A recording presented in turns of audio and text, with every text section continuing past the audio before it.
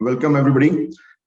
This is Parth Desai. I'm the founder and CEO of Pelican AI. We have been providing financial AI solutions in payments and compliance domains for last 25 years. So today, what I'm going to talk about is how we can use AI in financial crime compliance applications. Um, Now, what we have here is that in the financial crime compliance is a specialized field, and we need to make sure that the typical AI solutions that are applied everywhere will they work or not work. And I'm going to talk to you about why AI is necessary in financial crime compliance, how we can use it, and what the disadvantages of that. So. Now, just quick background on our company. This company, I started this company about 25 years ago, and we started working on natural language processing in payments domain, where we applied our AI to actually automate free format telexes and emails and convert into a Swift STP domain. Right, so it was automatic processing of Swift messages, of course, with some manual verification towards the end. After 9/11, we applied the NLP and machine learning and AI technologies to the financial crime domain. And now we have about several users using our solutions worldwide in 55 countries. So now coming to financial crime compliance, why are we all here? Since the financial crisis a few years ago, our financial compliance costs have increased more than 70%. We have again increase in this. All this increase is mostly being applied to the manual work that is being carried out, and a lot of it is about 90% of this is to address false positives. We have a lot of work generated. We have a lot of systems in place. However, it is creating additional work on the manual side also, so that there is a lot of focus and attention provided. A lot of money is spent on that. That is not all. What we have also is that the whole compliance environment is costing the whole economy quite trillions of dollars. We have, since in last decade, spent over $1.6 trillion where the money has been lost through the economy, has been spent or siphoned off to external economies where the money gets wasted and not used. Similarly, in last decade, we have about 26 billion of regulatory fines across all financial organizations. And annually, we all together are spending about 3.2 billion in reducing false positives. So that is a major burden on us. And this environment is not getting easier. We have a challenging environment where there are organized businesses bent on doing additional financial crime, doing illicit businesses, and they are very well organized. They're very well organized, very well funded. They have access to the latest technologies, and they have a good ROI on everything they do. So they are well financed, and they will keep on at it. And we have to make sure that we have solutions and systems in place which will address that. Of course, it's going to be a cat and mouse game, but we have to keep our activities continuously improving so that we can keep on reducing the burden of financial crime. Secondly, with the open banking environment and real time and mobiles all over and internet spread of internet, we have a lot of data and transactions happening all over the world 24/7. With the instant payments, everybody wants things to be done overnight, same day, right now. So, and that is the world we are working in, and that is what we need to continuously support. Again, an open banking environment, we are 24/7 open business. All businesses are open. Payments can be made at any time, and we need to make sure that these things are properly validated and checked. However, we can't work at that speed. We can't process 24/7. We can't manually check things in a few seconds, which is what the expectation is from the user as well as the regulatory requirement. So nowadays, only way to address that is to have use of artificial intelligence. Artificial intelligence is no longer nice to have, but a must-have technology. Because what we need is intelligent human behavior in a systematic manner. Yeah, we need systematic automation 24/7 with human intelligence. And that is what I believe AI can provide. And we, from our experience, AI can deliver. AI can deliver 100% accuracy. We have seen increase in reduction in FPR and manual work by up to 76%. We have seen reduction in processing time by 80%. And we also seen significant increase in capacity by about 400%. So that is what AI can do. And I think that is what we should focus on in this decade. Now, you would say, yes, that is great, but what is AI? But I think AI means different things to different people. But basically, we all should understand that AI is about simulation of human intelligence. There are various skills humans have, like vision, talking, hearing, seeing. That is what are the skills that AI tries to simulate. And when they simulate that, it is considered artificial intelligence. Now, all the skills can be grouped into cognitive, something related to human mind, robotic, regarding new movement, and sensory, for example, voice, hearing something, speaking, things like that.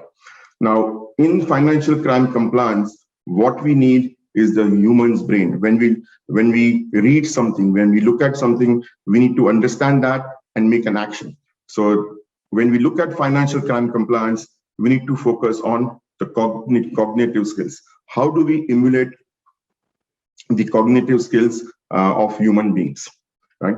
Now, there are multiple disciplines of AI, and basically AI is a set of tools which help you simulate the human behavior, intelligent human behavior. So in financial crime compliance, from our experience, we have seen that two important disciplines of AI, machine learning and natural language processing, are key.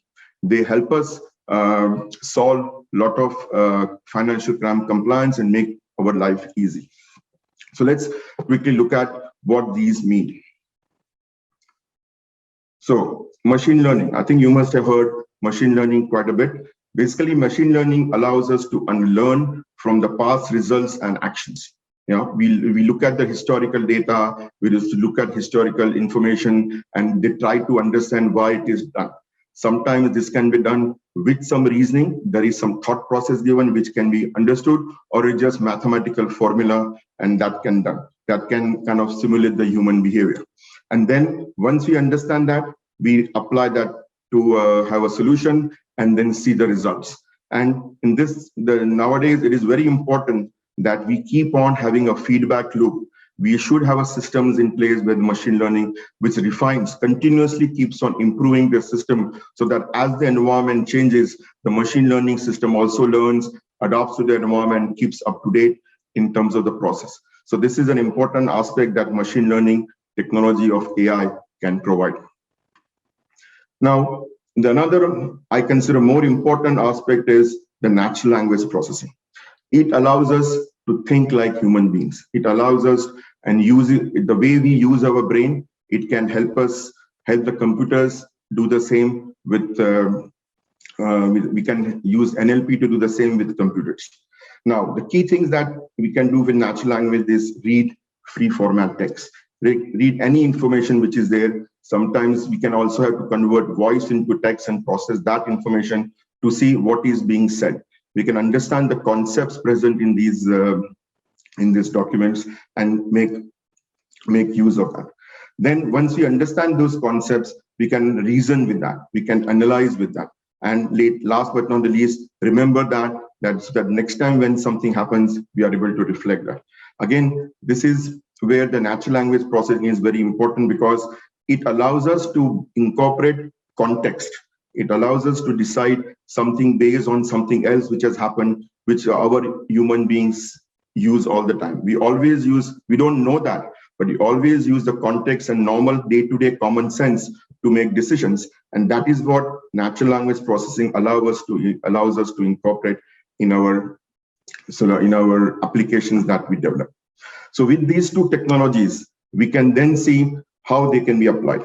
So typically, if you look at AI as in general, we can use it for trends and forecasts. We can make sure that we can predict something, look at the historical result, and predict something that can happen in future. We can also identify some exceptions, like anomaly detection, we can say. So we know that this is normal behavior, this is abnormal behavior.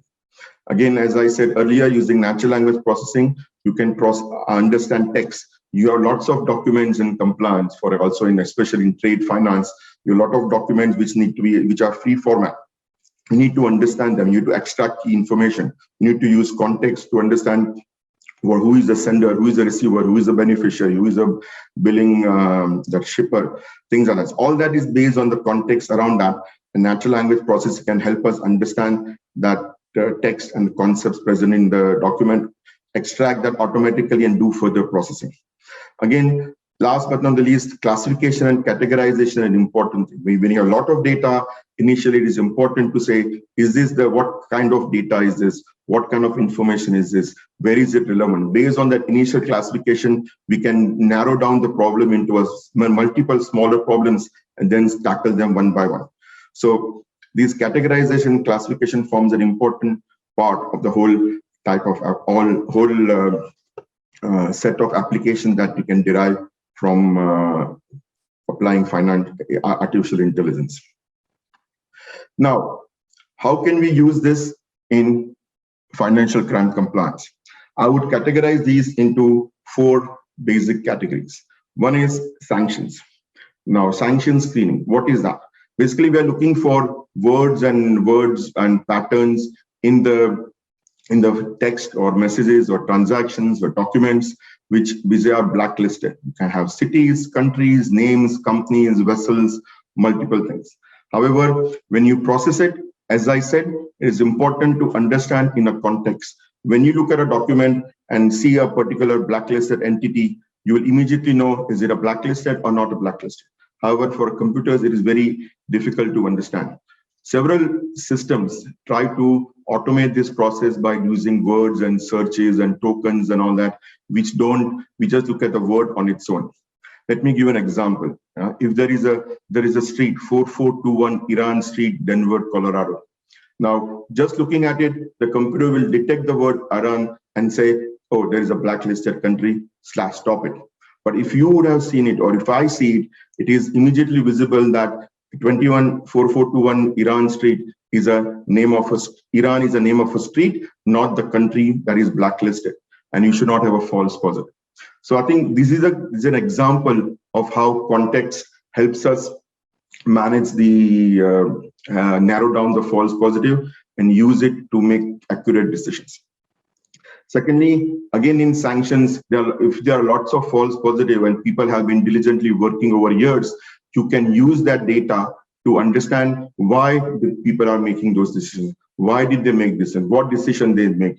And when a similar case comes up in future, we can apply the decision making in that we learned from the past to automate release them. This is, I think, a key improvement that we can all apply and learn from in financial crime compliance, because we are spending a lot of effort in managing false positives throughout the world. So I think in using machine learning and AI and natural language processing in financial sanction screening, you can improve the accuracy and also learn from the past operation that we have done. So the false positive reduction can be automatically reduced. We have seen that it is possible to about 75–80% of false positive can be automated using this technology. Now, in terms of fraud detection and prevention, I mean, we have been using fraud detection and AML, many different rule-based solutions. Now, that is okay. However, systems keep on changing, right? Now, when a police is trying to investigate a crime that has been committed, they look at all the information that they can look at the crime scene, get it, take it out, and then analyze what is unusual, what is not normal. That is done after the crime has been committed. Now, with AI and machine learning, you have tools available where you can start looking at this individual information while the crime is getting committed. You can look at this information in real time and detect that this is possible unusual information, this unusual transaction, and you can stop it before it is executed. So we can do real-time forensics with AI and machine learning in fraud scenario.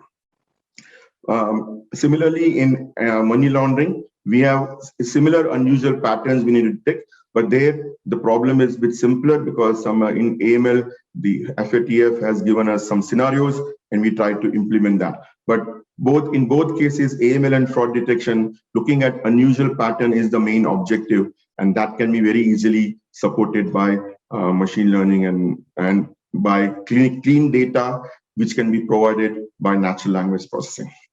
Now, let's look at the trade-based money laundering. When we have started looking at applying financial crime in the payments domain, the criminals have moved toward trade finance. That's an easy way out for them to do illicit business and siphon off some funds. Now, in trade business, it is very complicated. There are 10, 15 parties involved, 10, 15 documents involved, and all these needs to be checked. Now, main problem here is, again, the information. What is the information present? How are we going to use it? How are we going to extract it? How are we going to validate it and cross-check it? That is where most of the time is spent, and it takes days. So by using OCR and using natural language processing after OCR, because OCR only converts an image into text. However, you need to understand that text. You need to be able to see what is inside. You have to gather who is the beneficiary, who is the receiver, who is the sending party, who is the shipper, and who is the invoice sent to, and things like that. So we need to understand all these concepts, put them together, and then do checking across multiple transactions or multiple documents. That is possible using natural language processing and AI and machine learning, where everything is extracted, understood, simplified, or normalized in a structured manner, and then you can manage everything together and automate these systems. So TBML is one of the areas where this can be applied very quickly. And I think we have seen significant improvements in this domain also. This is nowadays possible because OCR has improved, optical character recognition has improved. You are able to convert images into text. However, it doesn't solve the full problem. You need natural language processing and other tools to actually take it to the next level. When you have 75, 80% accuracy, that is not good enough, because sometimes it is just better to type everything in rather than go and correct everything. So looking at that operations, I think using natural language processing, OCR, and other imaging technologies, we can make sure we can get 90-95% accuracy, and the whole process becomes very streamlined and automated. Now, these kind of applications basically will give you these four important benefits, and I think we all are looking for them. Basically, reduction in manual effort. We have seen 70-80% reduction in manual effort by automation and applying AI-based technologies. Basically, since it automates, it will reduce the number of people required less, and we can do things much faster. Again, when the AI is used, sometimes it may not be able to solve the full problem. However, it provides a lot of information that basically reduces the time required, additional time required to complete the job. So it is reducing the effort required by a per transaction also, when AI helps the AI processes the transactions or documents and enables processing of the trade. Similarly, because the reduction in manual effort and automation, you can significantly increase the capacity. And if you use the right technology, it is very important to use the right type of AI tools and models so that we can understand. If you can understand what is being done, you can also manage the risk and reduce the risk considerably. Now, as I said earlier, that AI is a bunch of tools that are available, but each tool has a limit, benefit and limitation. So it is aimed at solving a particular type of problem, but it cannot solve one tool or one approach cannot solve all types of problems. So it is very important to choose the right tool, You need to understand the context and the domain in which you are working on, and then make sure that tools are able to, you are able to verify that and make sure this is the right tool, right model, right algorithm that you are applying for solving your problem. Once you do this, you are able to have an application that go in production. Now, I think all this is good, and I think I have given you some thoughts into how you can use it. But based on our experience, I think just knowing that it is possible is not good enough. There are some lessons that we have learned over the last few years when we applied AI in financial crime compliance and payments domain, which I think I should share with you so you can use it for when you start a project. Basically, what is important is transparency first. You need to understand what is going on, what is happening, and understand why it is doing what it is doing. Yes, there are some tools like neural networks which just gives you a result. It's a combination of, it's just a statistical model which will give you the same kind of result if the input is same as the test in the actual input is same as the test input, or similar to the training data. However, it cannot explain. However, there are some models which can explain what it did and why it did that. So if you can understand what is going on, you can do sanity check and then put the application in production. Because if you do not understand, I think it will be very difficult to make sure that you can then provide explanations for it. Because you will have to, in future, provide explanation of what the system is doing to your internal auditors or to the regulators. So we have to choose models which are transparent and are able to explain. And I think there is a key requirement in financial services and especially in financial crime compliance. And last but not least, it is important that you have to take things step by step. So there are many things possible. You see here, AI is being used for many different topics. You hear about AI in Alexa, you can hear AI in Tesla, everywhere. But what is important to you?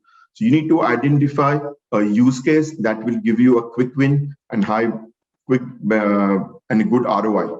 You will have to spend some time and effort and energy, get the right data and start processing that. But you should aim for a small project, which is a quick win. Once you prove that, you all will develop confidence in your system, in your team and AI itself, and then go for a larger project or a bigger step. So I think if as long as you move things in step-by-step manner, starting with a good business case, and if you move forward, you will be able to achieve a good solution in production. And then last but not the least, I think it is important that AI is not all about 100% automation. What you need to use AI for is improve the productivity, improve the capacity, improve the efficiency. So yes, there are several examples where you can automate fully a particular process. However, there are going to be many cases, especially in financial crime compliance, where AI does explores a lot of options, provide all the benefits and pros and cons of each decisions, and presents the scenario and the summary to the decision maker. And then that person can easily make a decision whether what is right, what is wrong. So I think this combination, if you apply to all your problems, then if you focus that you don't have to automate 100%, but just make sure it is able to help you to arrive at a decision quickly, then you will have a good solution, a practical solution in place. So as we said, it is not only AI is not only autonomous intelligence, but also augmented intelligence. As long as you can do that, you will be able to come up with a solution that is practical and you can use it in production. And again, once again, I would like to remind you that AI can deliver. We have seen 100% accuracy with decrease in manual reduction by 76%, reduction in processing time, and significant increase in capacity. So I think that's all I have to say. I will be available for questions if you want in the session, in the break time, lunchtime after this, or I'm willing to take some questions if you have right now.